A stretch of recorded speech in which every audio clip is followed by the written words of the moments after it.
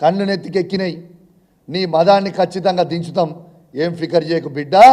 దించిన రోజు నీకు ఉంటుందిరా స్వామి రంగా, ఆ రోజు ఉంటే తీసి పెడతాం అని అనుకోకు. నేను ఉట్టిగా నువ్వు మర్చిపోయినట్టున్నావు రేవంత్ రెడ్డి, గుర్తు చేసుకో.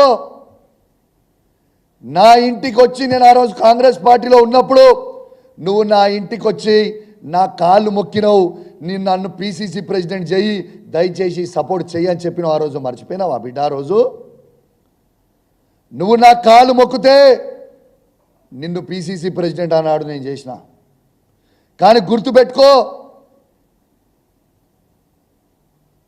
ఏ విధంగా నేను ఆ రోజు పిసిసి ప్రెసిడెంట్గా చేసినో, ఇవాళ కేసీఆర్ నాయకత్వంలో మళ్ళా నిన్ను సీఎం పదవి దించే వరకు నిద్రపోకుండా పనిచేస్తా బిడ్డ, జాగ్రత్తలు చూసుకో అని చెప్పి సందర్భంగా నేను హెచ్చరిస్తా ఉన్నాను. ఇవాళ తెలంగాణ ఇంద్రమ్మ ఇళ్లలో చంద్రన్న చెట్లు నాడుతున్నావు. తెలంగాణ ప్రజలు నీ ఈపు చింతపండు చేసే రోజు దగ్గరగా ఉంది బిడ్డ, నువ్వు వెయిట్ అండ్ వాచ్ అని చెప్పి చెప్తా ఉన్నాను. నీ నోటికి వచ్చినట్టు మాట్లాడుతున్నావు. నీ అయ్యా జాగిరా భయ్ తెలంగాణ, నువ్వు భయపట్టిస్తే భయపడికి ఈడే మన చేతు, భయపడితే భయపడికి ఉన్నా అనుకుంటున్నావు ఏంది? భయపడే ప్రసక్తే లేదు, గుర్తుపెట్టుకో. నీకు ఇంకోటి కూడా చెప్తున్నా, చాలామందితోని ఆయన చిల్లర గుండాగాలతోని నాకు ఫోన్ చేపిస్తూ ఉన్నాడు. నిన్ను ఖచ్చితంగా హత్య చేస్తాం, నిన్ను చేసి తీర్తాం అని ఫోన్ కాళ్ళు నాకు ఎవ్రీ డే వస్తూ ఉన్నాయి. నేను అడిషనల్ ఇంటెలిజెన్స్ శివధర్ రెడ్డి గారికి నేను ఆల్రెడీ పంపించిన ఫోన్ నంబర్లతో సహా. నేను ఈ వేదిక ద్వారా మొత్తం చెప్తున్నా, యావత్ తెలంగాణ ప్రజలందరికీ కూడా చెప్తున్నా, మీకోసం నేను చావడానికైనా సిద్ధంగా ఉన్నా. కానీ ఏనాడైనా నన్ను హత్య జరిగితే ఖచ్చితంగా దీనికి రేవంత్ రెడ్డి గారే బాధ్యత అని చెప్పి సందర్భంగా తెలియజేస్తా ఉన్నాను.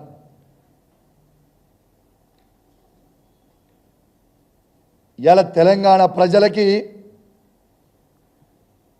రక్షణ కల్పించాల్సిన ముఖ్యమంత్రి, హోమ్ మినిస్టర్ గారు తనే కాబట్టి అసలు ఏం చేస్తున్నారు? అసలు ప్రజలు నవ్వుకుంటున్నారు నువ్వు చేసే మాటలు. ప్రజలు నిన్ను చూసి నవ్వుకుంటున్నారు. తెలంగాణ ప్రజలు ఏమనుకుంటున్నారు అనేది ఆలోచన చేసుకో.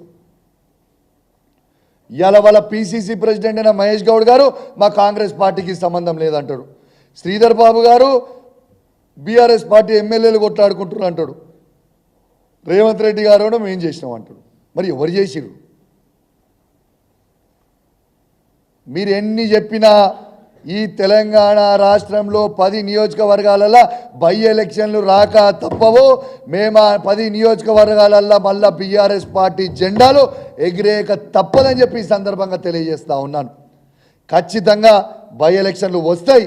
ఖచ్చితంగా కేసీఆర్ నాయకత్వంలో గట్టిగా పనిచేసి బీఆర్ఎస్ పార్టీ జెండాలు ఎగిరేస్తాం. రెండోది, నువ్వు గీ మాటలు చెప్పుకుంటూ గీ భయపెట్టించదలుచుకుంటే నీకు నా సంగతి బాగా తెలుసు రేవంత్, గుర్తుపెట్టుకో.